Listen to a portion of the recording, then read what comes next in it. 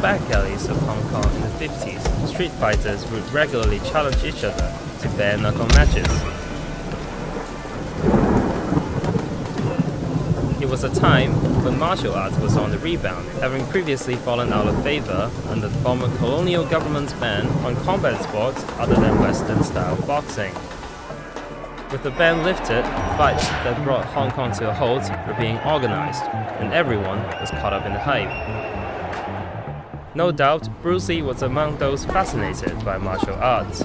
The Chinese-American youngster was running with street gangs and constantly on the lookout for a fight in the city. Street fights were still illegal, of course, taking place on rooftops away from the watchful eyes of colonial authorities. Lee would regularly watch and take part, all the while cherry-picking techniques from various fighting styles.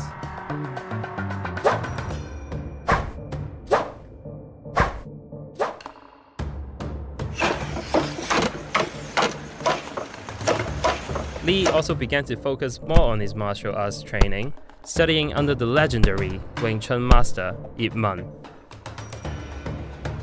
As a schoolboy of 17, Lee boxed against ex-bad boy Gary Elms. He fought Elms several times to win comfortably on points. It would be Lee's only officially recognized and judged fight.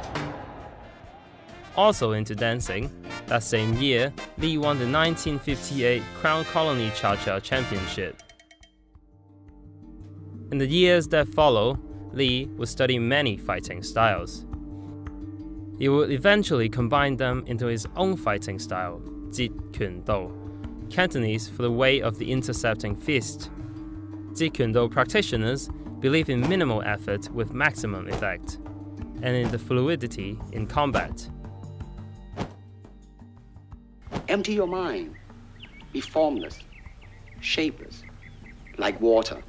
Now you put water into a cup, it becomes the cup. Put it into a teapot, it becomes the teapot. Now water can flow or creep or drip or crash. Be water, my friend.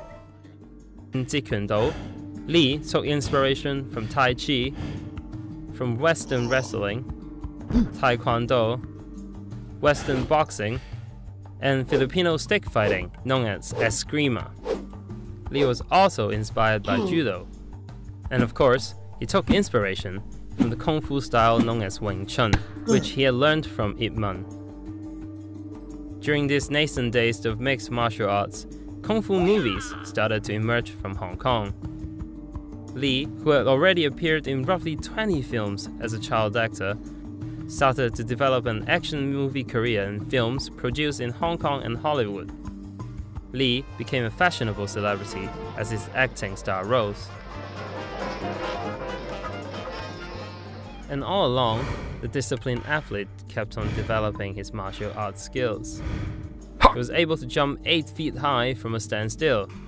He could do push-ups with his thumbs. And he once broke a 68-kilogram punch bag using a sidekick, and hit another bag weighing 136 kilograms so hard it thumped the ceiling. Lee was also extremely fast. He could land a punch in around 20th of a second from 1 meter away. He could even break wooden boards that were 15 centimeters thick. Imagine the strength! Tragically, Lee died in Kowloon, Hong Kong at the age of 32 from cerebral edema on July 20th, 1973.